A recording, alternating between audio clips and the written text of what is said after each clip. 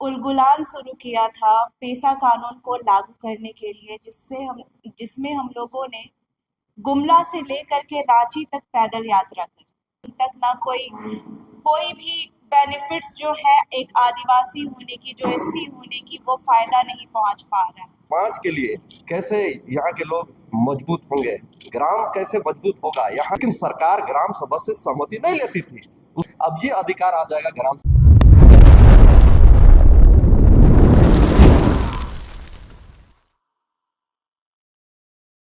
जितने भी दर्शक हैं, जितने भी श्रोतागण हैं, सभी को मेरी ओर से जय जोहार, जय धर्मेश और आज ये कहते हुए बहुत खुशी हो रही है कि हमारी मेहनत रंग लाई, पेशा कानून फाइनली लागू हो चुका है। और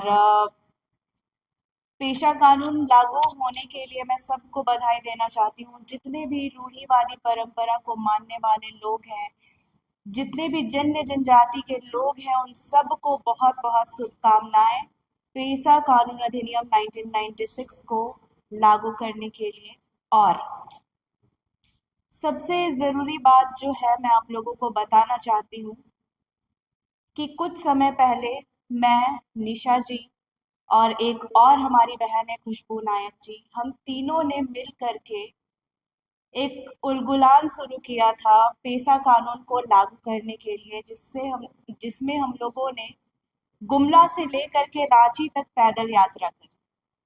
और उस दौरान कितने जगहों पर हमारा जाना हुआ पैदल चल करके, और जब वहाँ के लोगों की जब स्थिति देखी और जो उन लोगों की भावना देखी कि वो किस दौर से गुजर रहे हैं, तब जाके हमें लगा कि हमारी तो सरकार है, लेकिन हमारे जो आदिवासी लोग हैं आज तक उन तक ना कोई भी बेनिफिट्स जो है एक आदिवासी होने की, जो एसटी होने की, वो फायदा नहीं पहुंच पा रहा है।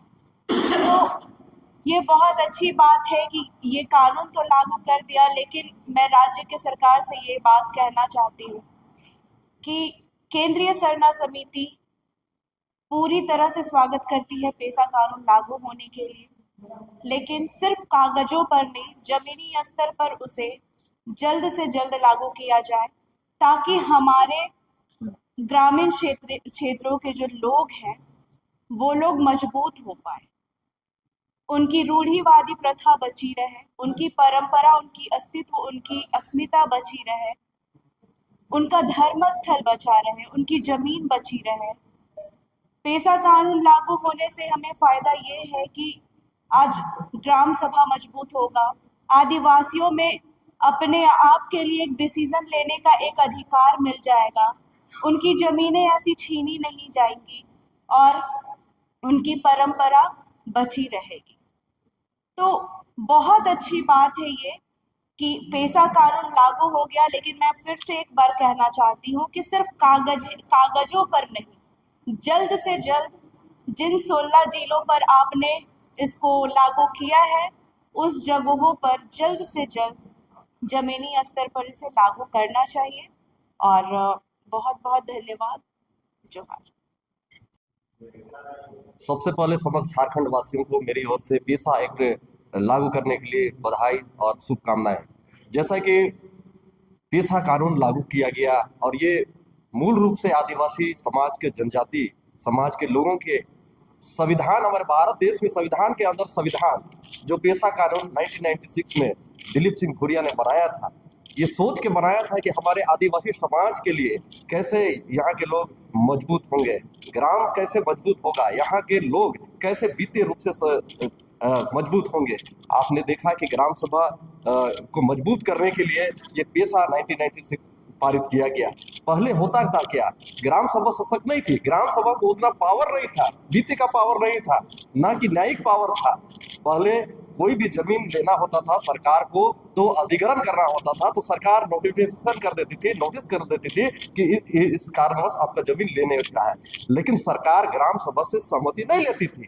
उसी प्रकार से कोई भी सड़क की योजना बनाना हो, परियोजना बनाना हो, बांध बनाना हो, डैम बनाना हो या खनन कार्य करना हो, ये ग्राम सभा की सहमति के बिना ये हुआ करता था, जिसका खामियाजा आदिवासी समाज भुगत रहा है, पलायन कर गया।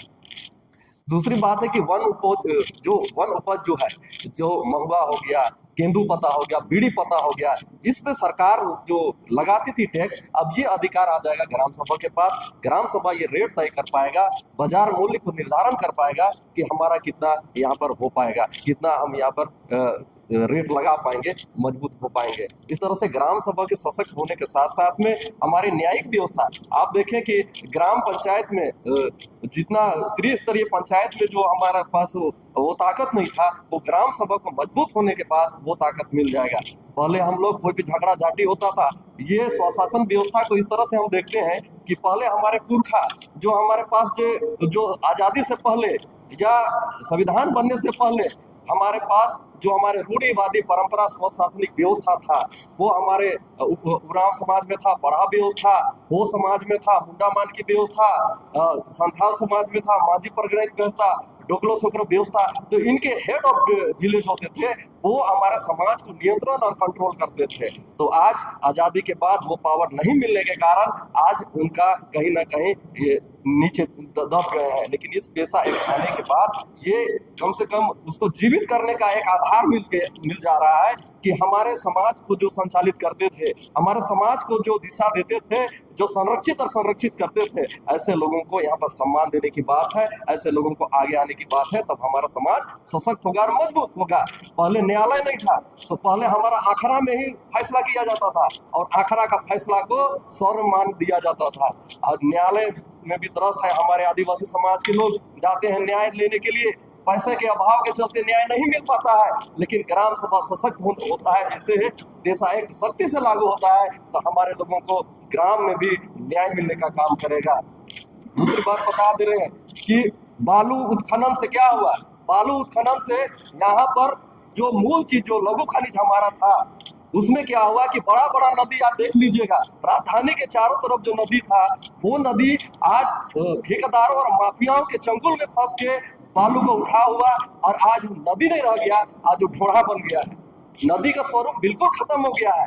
तो हमारा भौगोलिक स्ट्रक्चर को भी बर्बाद करने का काम किया गया है। और पेशा एक्ट आने के बाद स्वामित्व बालू को उत्थान का ये ग्राम सभा को मिलेगा, और कहीं ना कहीं आप भौगोलिक स्ट्रक्चर को देखते हुए बालू का उठाव होगा। आप यहाँ पर कांची नदी खत्म हो गया, ताजना नदी खत्म हो गया, जुमार नदी खत्म हो गया, बड़ा बड़ा नदी यहाँ पर खत्म हो गया। क्यों? माफिया लोग केवल प्रॉफिट देखा, यहाँ ग्राम में क्या लाभ होगा, क्या हानि होगा, इसकी कोई चिंता नहीं की। उसी तरह से उत्खनन का बारे में बता दे, पत्थर माफिया बड़ा बड़ा जगह में अभी जाके पत्थर माफिया माइनिंग का काम कर रहे हैं, उद्योग लगाने का काम कर रहे हैं, पत्थर व्यवसायी काम कर रहे हैं, लेकिन ग्राम को हानि होगा, वहाँ के जंगलों का हानि होगा, इसकी यहाँ पर ध्यान नहीं दिया जा रहा है। इसी तरह से ग्राम सभा, हमको उम्मीद है और लगता है कि ग्राम सभा मजबूत होने से, नियमावली तो अभी स्पष्ट नहीं किया गया है, लेकिन नियमावली में क्या बना हुआ है ये सरकार को स्पष्ट करना चाहिए। स्पष्ट करने से तब पता चलेगा कि क्या प्रावधान है, क्या लागू किया गया है, नहीं लागू किया गया है। ये सस्पेंस वाली बात है। और पूर्णतः जो 1996 पेशा कानून का जो हूबहू रूप अगर इस पर धरातल में आता है, तब जाके आदिवासी समाज का कल्याण हो सकता है। नहीं तो हेड ऑफ विलेज बहुत जगह आप देख लेंगे धर्मांतरित लोग। जब यहाँ पर भूरिया कमेटी में कहा गया है कि रूढ़िवादी परंपरा संस्कृति को मानने वाले लोगों को मजबूत किया जाएगा, तो बहुत हेड ऑफ विलेज यहाँ पर धर्मांतरित लोग हैं। तो चिंता का विषय है कि हमारे ग्राम सभा का पावर धर्मांतरित लोगों के पास चला जाएगा। ऐसे में मूल आदिवासी, मूल जनजाति के पास फिर बचेगा स्वशासन कैसे? तो फिर चर्च का शासन हो जाएगा, अन्य लोगों का शासन हो जाएगा। तो मैं इसलिए कहना चाहूंगा कि हमारे जो पेशा एक्ट है उसको हूबहू लागू किया जाए, और हूबहू कम से कम यहाँ पर धरातल में लागू करने का जो ड्राफ्टिंग है वो जनता के सामने लाया जाए, तब हम लोग ज़्यादा खुश होंगे। अभी तो हम लोग उतना खुश नहीं है, जब तक कि धरातल में हम लोग नहीं देख लेंगे कि ड्राफ्टिंग में क्या है, तब जाके हम लोग एक और सेलिब्रेशन करेंगे जहाँ हमारा मूल रूप से पेशा कानून लागू